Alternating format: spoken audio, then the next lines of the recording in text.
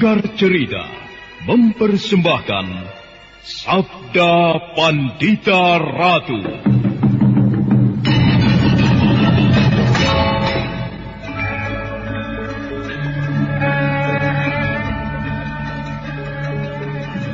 Bagaimana, Paman? Salahkah dugaanku? Jangan kau asal tuduh bocah kecil. Apa dasarmu mengatakan aku seorang perampok? Pakaianmu sangat bagus. Kelihatannya terbuat dari lurik yang dikerjakan dengan teliti. Kemudian batiknya juga bagus. Kau juga menggunakan sebuah timang yang pasti terbuat dari emas. Aku yakin tidak masuk akal jika seorang petani kecil hanya dengan sepetak sawah bisa membeli benda semahal itu. Kecuali jika kau merampok.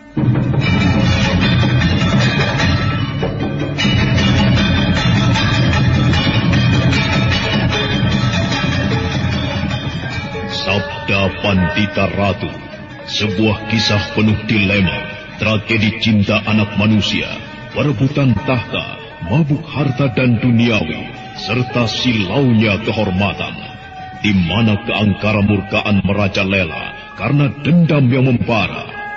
Kisah ini berlatar belakang berdirinya Singasari. Ken Arok, dialah pemuda yang merekuk pahit getirnya kehidupan. Namun sebenarnya, dialah yang harus melaksanakan sabda-sabdanya.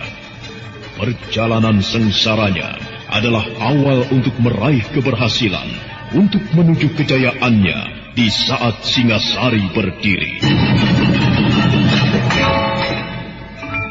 Apakah cita-citamu itu, Ken Umbang? Aku ingin mengubah nasibku. Aku bosan dengan kehidupanku selama ini yang terlunta-lunta, akrab dalam pelukan kemelaratan. Kadangkala aku berangan-angan, aku adalah seorang istri dari Patih.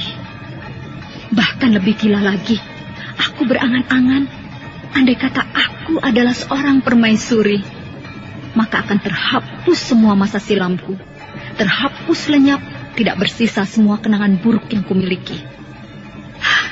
Itulah cita-citaku, Kakang Ken Arok. Bagaimana dengan kau, Kakang?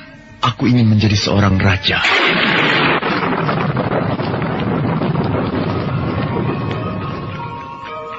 Sabda Pandita Ratu. Naskah ditulis oleh Pondra Swastilangit, diolah oleh Agung Bahrodi, didukung oleh artis-artis terkemuka Ferry Fadli, Eli Ermawati, M. Abud, Ivone Rose, dan lain-lain. Teknik dan montase Ibing Arifin, dengan sutradara Dian Pertiwi. Sabda Pandita Ratu. Kali ini dalam episode ke-18 dengan judul Panembahan Dwipayana.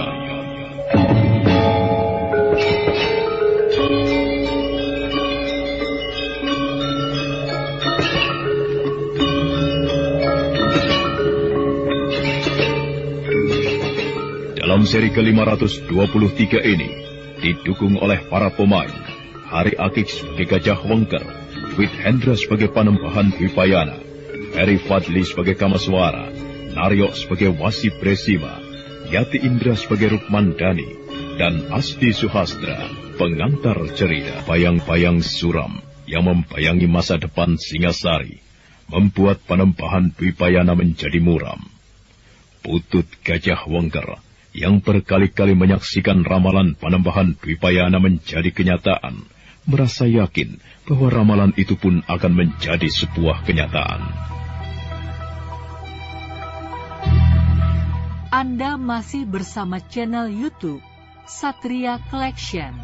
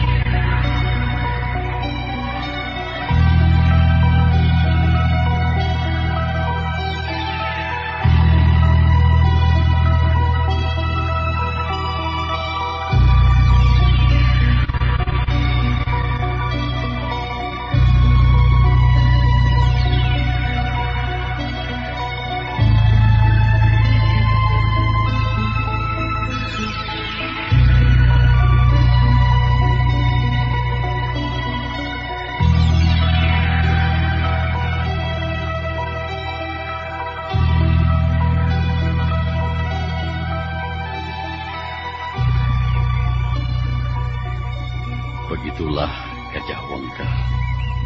Aku seperti melihat mendung menggantung di langit Singasari.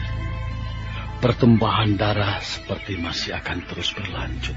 Panembahan, apakah hal itu tidak bisa dicegah? Segala sesuatunya tergantung pada anak emas Baginda. Sayang, bahwa di dalam hati anak emas Baginda sendiri terbesit sebuah keinginan untuk menyingkirkan Pangeran Pati Anusapati. Mengapa, Panembahan? Semua orang tahu bahwa Anusapati bukan keturunan Ken Arok. Anusapati adalah anak tunggul Ametung. Baginda menyesal telah menempatkan Anusapati itu sebagai Pangeran Pati. Padahal istrinya yang muda hamil. Tentu saja akan melahirkan anak keturunan Baginda sendiri. Nah, sekarang bagaimana pendapatmu, Putut Gajah Wangker? Wah, hamba tetap tidak bisa memberikan tanggapan, Panembahan. Baiklah, mungkin kau akan bisa ikut membantu menjernihkan langit yang mendung itu, Gajah Wangker. Apa yang bisa saya lakukan, Panembahan? Nampaknya untuk beberapa saat lamanya sudah tiba saatnya bagimu meninggalkan padepokan ini. Tugasmu biarlah digantikan oleh putut yang lain. Menyusuplah kau ke Singasari.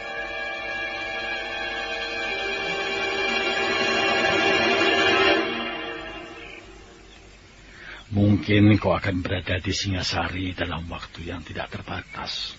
Lalu, apa yang harus saya kerjakan, Panembahan? Amatilah keadaan dengan sebaik-baiknya. Ikuti perkembangan Singasari. Dan perhatikan bagaimana sikap-sikap dan tindakan-tindakan apa yang dilakukan. Dan tempatkan dirimu untuk berpihak pada kebenaran. Kau pasti mengerti dengan apa yang aku maksudkan, bukan? Iya, saya mengerti, Panembahan. Aku belum tahu di sisi mana kebenaran itu hinggap. Hal itu baru bisa aku lihat setelah beberapa lama kau berada di Singasari dan memperhatikan keadaan dengan seksama. Namun demikian, aku sekedar meramalkan. Nampaknya istri muda Ken Arok yang berasal dari bukan jenis perempuan baik-baik itu akan melakukan tindakan-tindakan tidak terduga. Hal itu dapat dilihat sikap anak mas Baginda yang ingin melenyapkan Anusapati. Tentu karena hasutan istri mudanya. Jika kebenaran yang kau rasakan dengan kata hati nuranimu ternyata ada pada istri tuanya, dan jika kau melihat jiwa Pangeran Pati Anusapati itu berada di dalam bahaya, maka kau aku izinkan untuk menculik anak itu.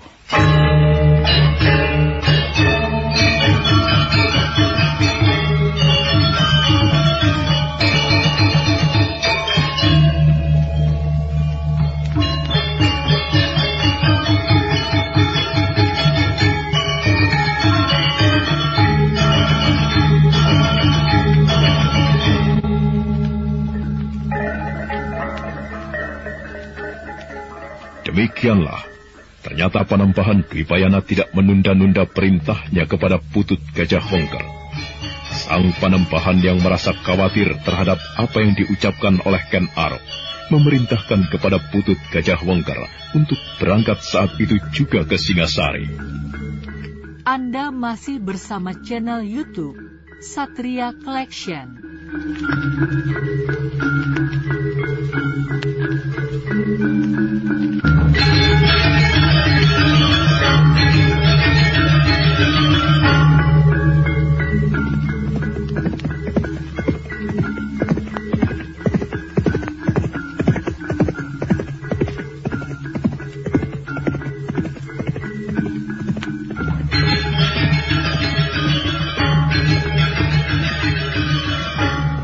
Apa yang terjadi, Paman?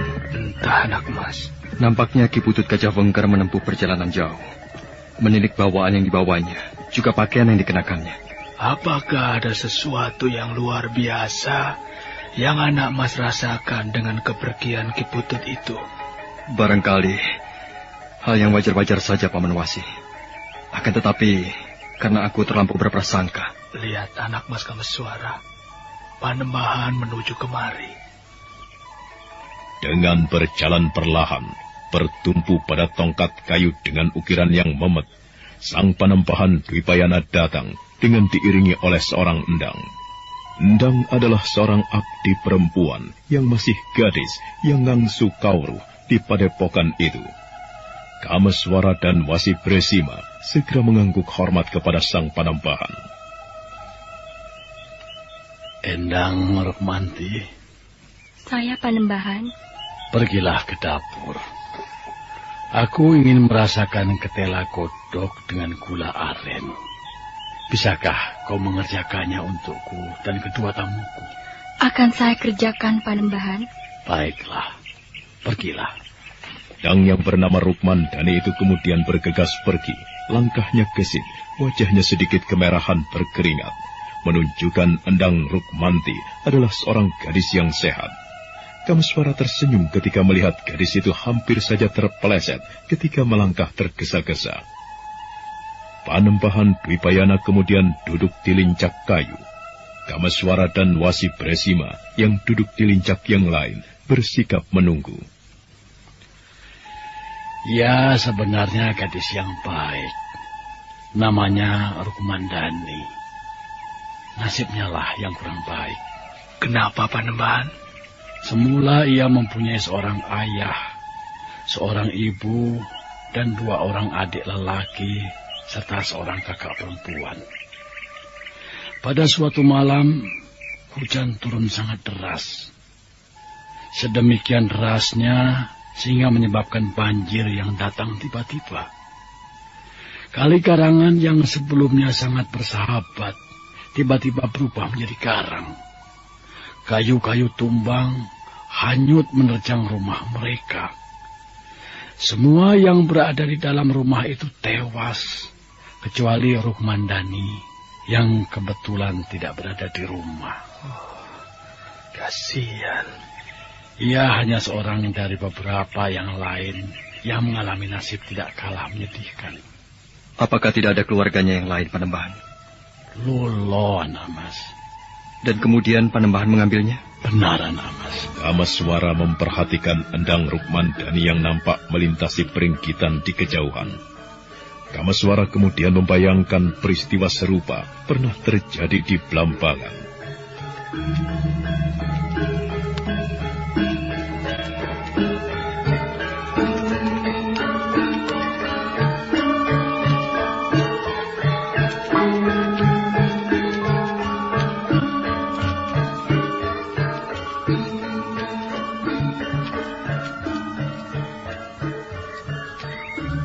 Air adalah sesuatu yang sulit ditebak. Ia dibutuhkan sebagai air minum. Ia menjadi sahabat bagi para petani. Ia membuat tanah menjadi subur. Dan masih tidak terbilang berbagai kegunaan air. Namun jika air itu murka, maka akibatnya juga sangat mengerikan. Ketika hujan turun dengan derasnya, menimbulkan banjir bandang. Ketika laut dilanda badai, maka perahu yang perkasa macam apapun bisa dihempaskan. Bukankah demikian, Panembahan? Benar, Mas. Yang tidak kalah ganas adalah api. Jika orang pintar menggunakan, api adalah sahabat. Berbagai jenis makanan yang disantap sehari-hari adalah karena api menjadi lesat. Keris, pedang, dan peralatan-peralatan dari besi, semua membutuhkan api. Akan tetapi api pula yang mampu menimbulkan malapetaka tiada terkira. Konon, menurut cerita, di Istana Mataram, Masara Kaenila Pangkaja, istana pernah terbakar. Beberapa orang mati terpanggang di dalamnya.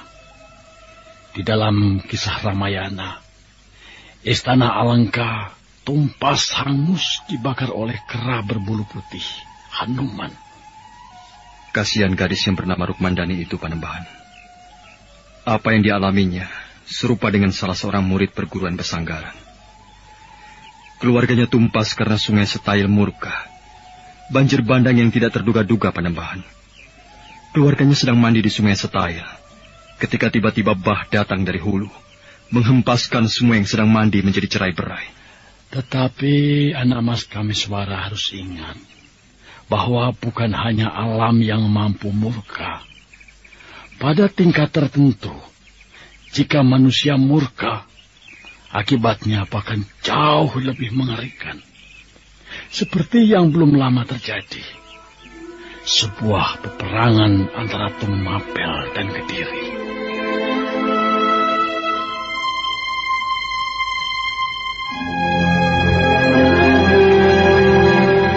Anda masih bersama channel YouTube Satria Collection.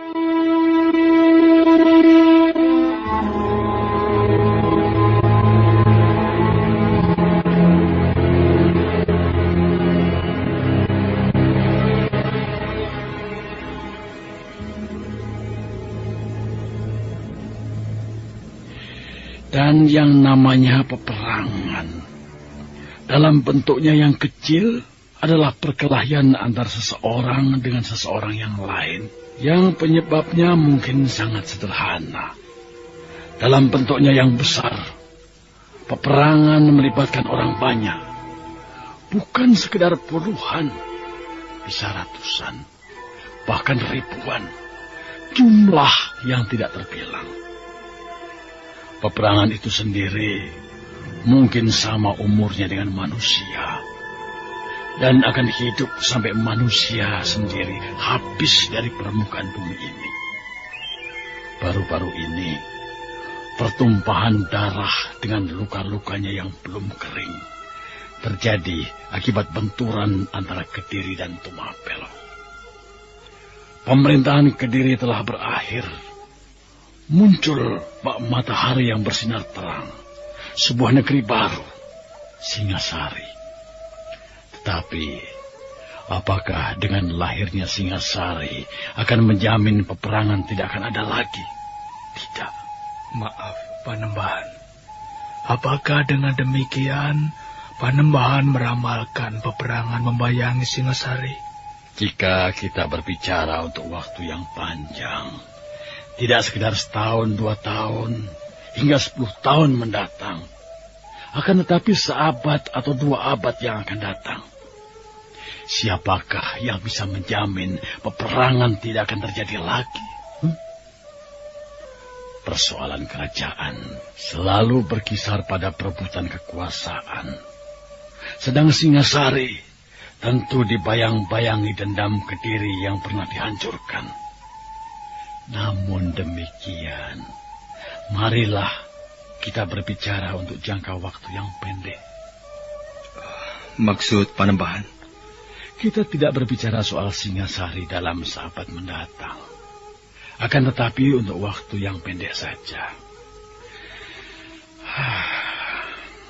Anak emas dan sang wasi tadi melihat Putut Gajah Wengker berkuda. Benar, Panembahan. Aku perintahkan kepada Putut Gajah Wengker untuk ke Singasari.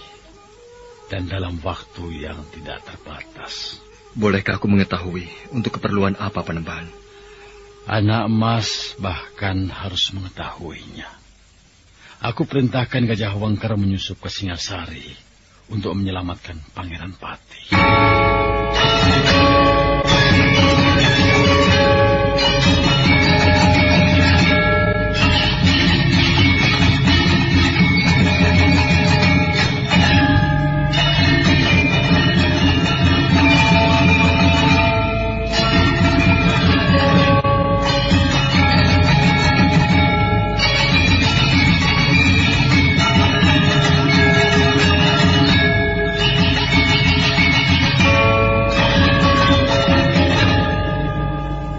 Menyelamatkan Pangeran Pati?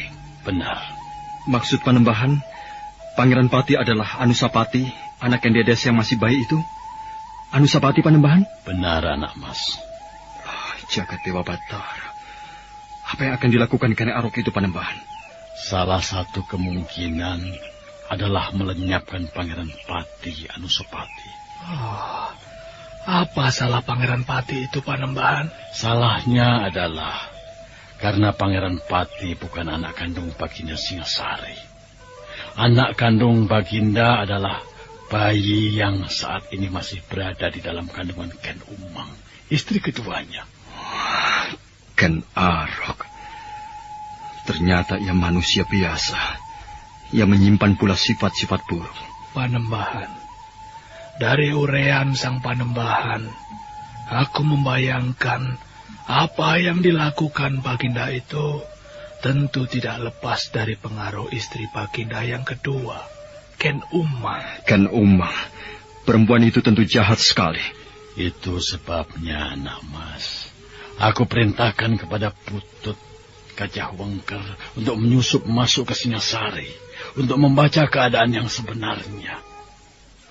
Apabila keadaan ternyata memang seperti yang aku cemaskan, aku berharap Gajah Wengker mampu menyelamatkan Pangeran Pati yang berada dalam payangan bahaya itu. Mampukah Putut Gajah Wengker itu melaksanakan tugas yang Panembahan berikan? Aku berharap ia mampu melakukan, anak mas. Oh, ternyata benar dugaanku. Di balik kesederhanaan Putut Gajah Wengker itu, tentu tersimpan ilmu kanuragan yang tinggi. Terbukti sang Panembahan menugasinya untuk melaksanakan tugas yang berat itu. Dan Panembahan yang ringkih ini, kemampuan macam apa yang tersimpan di dalam tubuhnya? Anak mas nampak merenungkan sesuatu. Aku sekedar membayangkan betapa banyak sebenarnya rahasia yang tersimpan di padepokan ini. Sebuah padepokan yang terpencil, akan tetapi sebenarnya menyembunyikan rahasia-rahasia yang tidak terungkap. Maksud anak mas Kameswara? Putut Gajah Wengker itu misalnya. Panembahan telah memberikan tugas yang berat untuk menyusup ke Singasari. Tentu Putut Gajah Wengker itu mempunyai bekal yang memadai dalam olah kanuragan. Bagaimana Panembahan? Panembahan Dwipayana termangu oleh pertanyaan yang tidak terduga-duga itu. Kameswara yang kemudian justru tersenyum, sedangkan Wasi Bresima dari bumi Panarukan itu nampak manggut-manggut.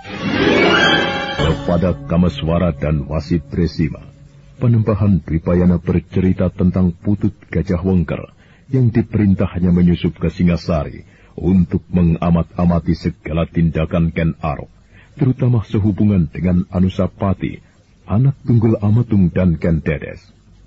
Kameswara yang selalu menghubung-hubungkan segala hal yang diketahui dan dilihatnya mengatakan bahwa ternyata Putut Gajah Wengker menyimpan rahasia-rahasia yang tak terungkap sebagaimana Panembahan Dwipayana sendiri.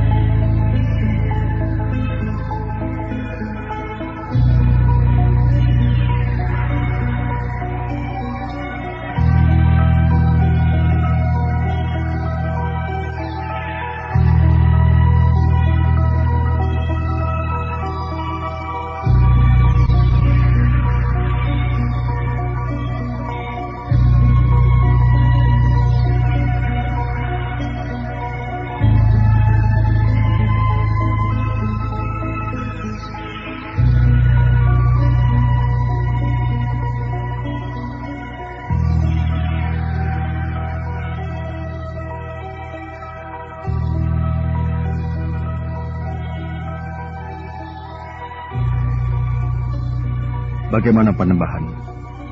Bukankah benar dugaanku bahwa Ki Putut Gajah Wengker yang telah Panembahan tugasi untuk menyusup ke Singasari itu tentu memiliki ilmu kanuragan yang memadai? Rasanya tidak masuk akal jika Panembahan memerintahkan orang kebanyakan yang tidak mempunyai bekal menjaga diri yang baik untuk menempuh bahaya yang sedemikian besarnya. Kau cerdik, anak mas. Aku sekedar menghubung-hubungkan kenyataan-kenyataan yang aku lihat Panembahan. Kenyataan apa saja itu, anak mas? Banyak. Termasuk betapa tinggi tentunya ilmu kanuragan yang dimiliki Panembahan Dwipayana. Bukankah demikian Paman Wasi Bresima? Paman tentu mempunyai dugaan seperti itu juga, bukan? Benar, anak mas.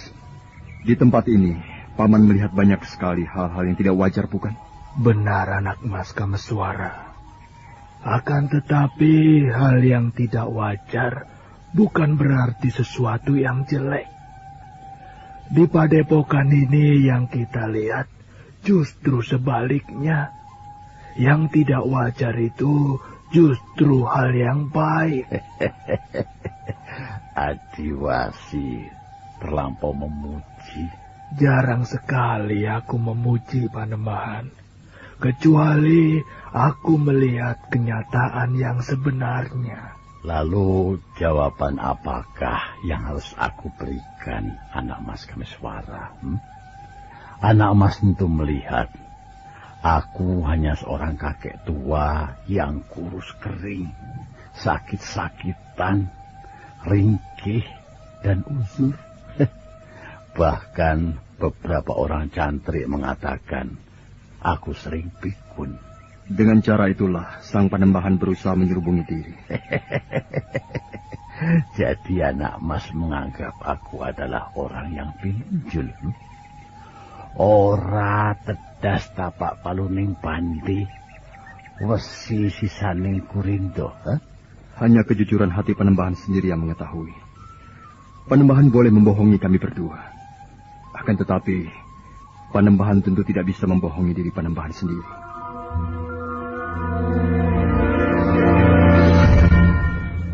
Panembahan Dwipayana tidak tertawa lagi, bahkan kemudian mengangguk-anggukan kepala. Matanya menerawang jauh ke lembah yang nampak abu-abu di arah tenggara. Matahari bersinar terang dan cerah, namun udara tetap sejuk, membawa semilir udara dingin dari pegunungan. Kameswara dan Wasi Bresima menunggu.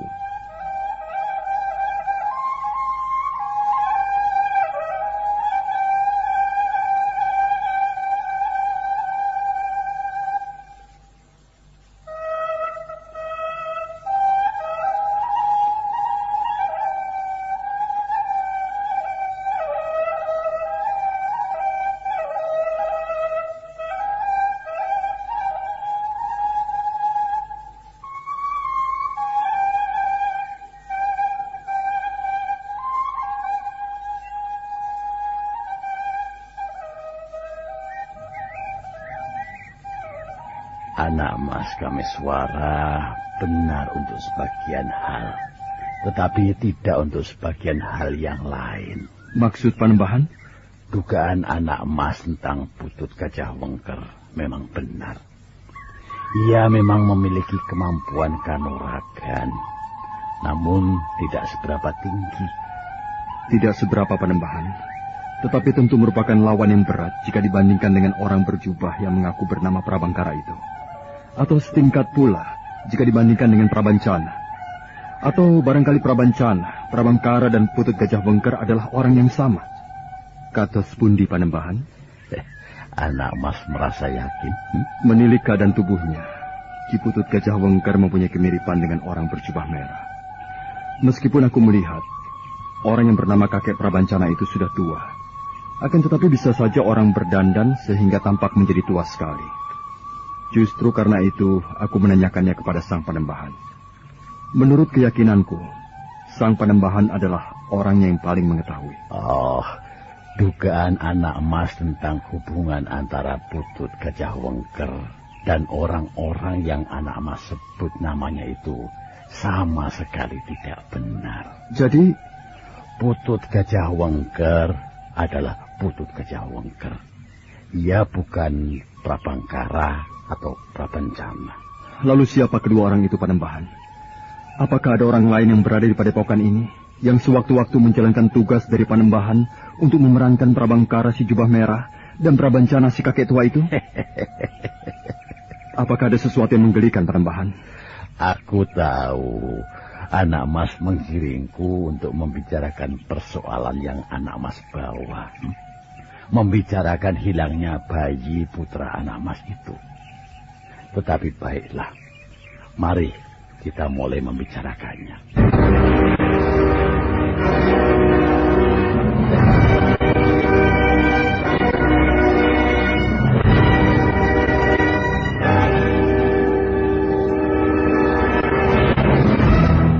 Jantung Kamaswara menjadi berdebar-debar saat yang ditunggu-tunggunya dan sekian lama membuatnya resah, akhirnya datang juga. Di luar sadarnya, Kamaswara menggeser duduknya lebih dekat dengan Panembahan Dwipayana. Dan tidak kalah tertariknya adalah Sang Wasi Bresima. Orang yang mumpuni dalam ilmu perbintangan dari bumi Panarukan itu ikut juga menyimak apa yang akan dibicarakan oleh Panembahan Dwipayana. Anak Mas Kameswara telah membaca dengan tuntas sebuah kitab yang berjudul Warakenya. Sudah, Panembahan.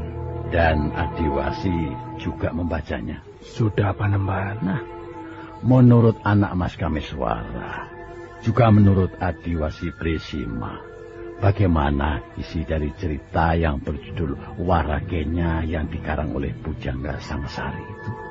Semua bagian dari kitab Rontal itu, dari awal hingga akhir, semuanya menarik, Panembahan. Semua bagian-bagiannya adalah keterangan yang sangat penting. Semuanya penting, anak Mas. Tetapi dari semuanya yang serba penting itu, bagian mana yang menurut anak Mas Kameswara paling penting? Bahwa cerita yang dikarang itu berkaitan dengan anak kandungku Parameswara. Pujangga besar di zaman Mataram yang bernama Maharsi Sangsari itu telah menggunakan anakku untuk tempat penitisannya. Itulah yang menurutku merupakan bagian yang paling penting. Baiklah, kalau menurut Adiwasi Bresima, bagaimana? Sebagaimana anak emas Kameswara, Panembahan. Isi kitab itu merupakan keterangan-keterangan yang sangat penting.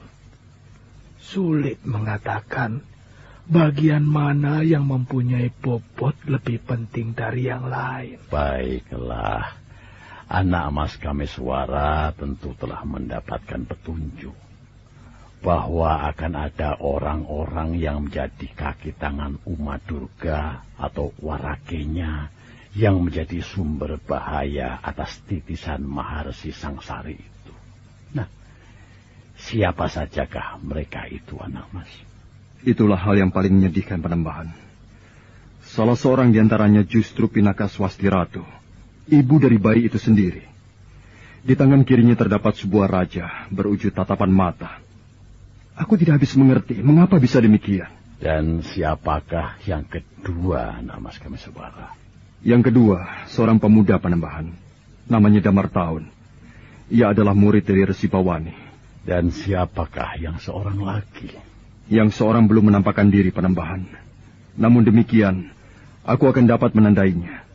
Karena aku bisa melihat wajah-wajah orang yang memiliki raja berwujud tatapan mata itu. Oh, dengan cara bagaimana anak Mas Kameswara melakukannya? Atas petunjuk Paman Wasi Bresima, aku melakukan tapapati geni, Panembahan. Dengan tujuan ingin mengetahui siapa saja mereka yang menjadi sumber bahaya atas anak lelakiku itu. Dan ternyata yang Batara Agung mengabulkan. Nah, anak Mas, di bagian itulah yang menurutku merupakan bagian yang paling penting.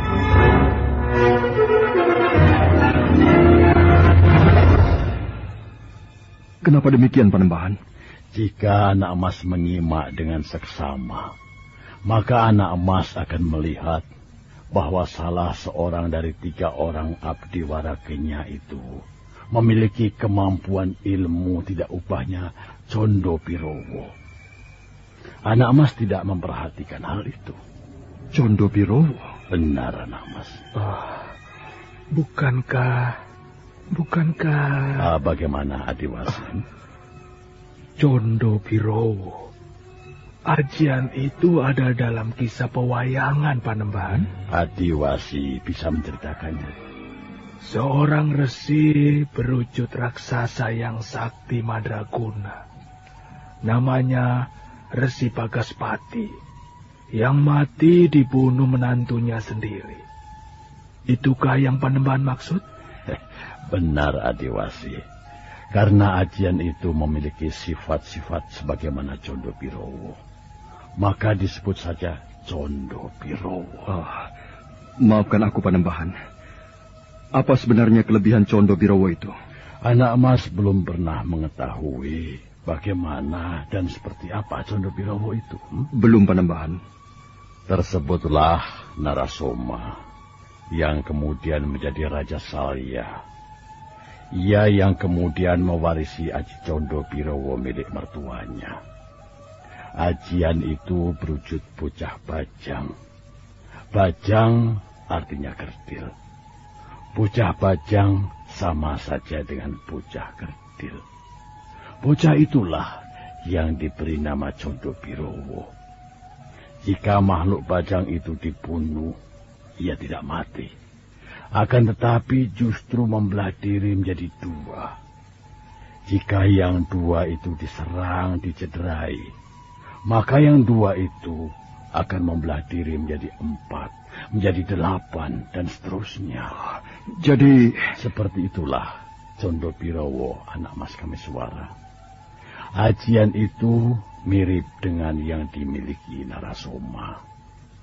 Dan karena itulah nama ajian itu Condo Birowo.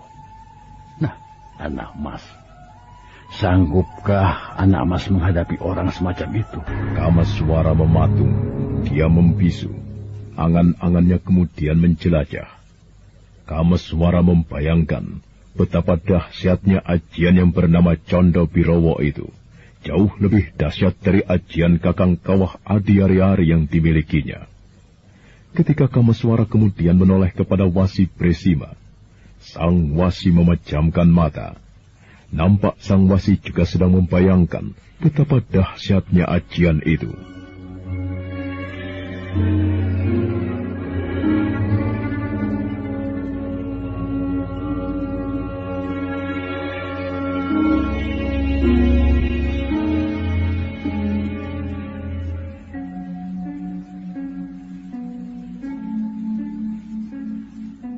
Anda masih bersama channel YouTube Satria Collection.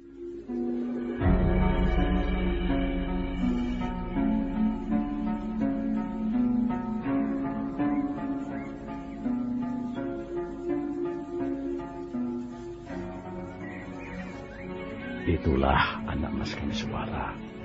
Meski pengikut Warakenya itu hanya 3 orang, jika dibandingkan dengan orang-orang yang memiliki Raja Kalacakra. Akan tetapi, yang 3 orang itu tidak bisa diremehkan. Karena pada hakikatnya, yang memiliki Aji Condo Birowo itu bisa diibaratkan musuh yang tidak terhitung jumlahnya. Lalu bagaimana cara menghadapi orang semacam itu, Panembahan? Apakah dengan cara seperti yang dilakukan Yudhistira? Dibutuhkan orang yang berhati bersih, yang perbawanya tidak bisa diatasi oleh Condo Birowo. Walaupun mirip, akan tetapi ini bukan Condo Birowo seperti dalam cerita wayang Adiwasi Bresima. Berilah petunjuk kepadaku, Panembahan. Bagaimana caranya? Atau apa yang harus aku kerjakan untuk menghadapi orang ketiga dari pengikut Durga itu? Sayang sekali, anak Mas. Wawasanku terlampau sempit. Terbukti aku belum mengetahui bagaimana cara menghadapi orang yang menyimpan kemampuan semacam itu. Lalu bagaimana dengan anakku, Panembahan? Anak Mas ingin bertemu dengan bayi itu? Benar, Panembahan. Akan tetapi, aku mempunyai satu permintaan, anak Mas. Anak Mas bersedia memenuhinya? Katakan, Sang Panembahan. Anak Mas hanya boleh menemuinya sekali. Dan tidak lagi untuk waktu-waktu selanjutnya. Mengapa, Panembahan?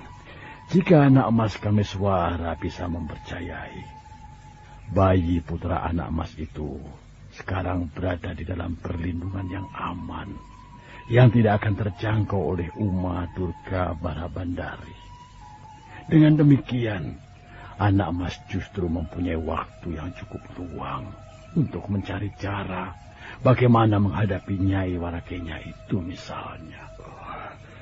Baik, Panembahan. Aku terima syarat itu.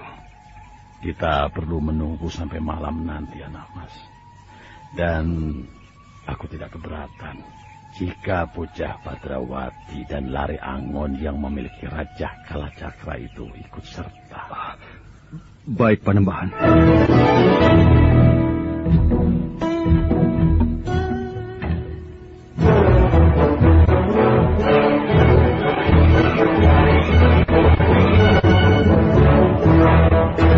Betapa gembira hati Kameswara serasa meletup dan berbunga-bunga. Kameswara percaya sepenuhnya dan sangat yakin bahwa anaknya benar-benar berada dalam keadaan selamat dan di dalam perlindungan yang tidak terjamah oleh umat Durga. Pembicaraan berikutnya tidak terlampau panjang lagi. Panembahan Dwipayana kemudian pergi meninggalkan Kameswara dan Wasi Bresima menuju ke bangunan induk Padepokan.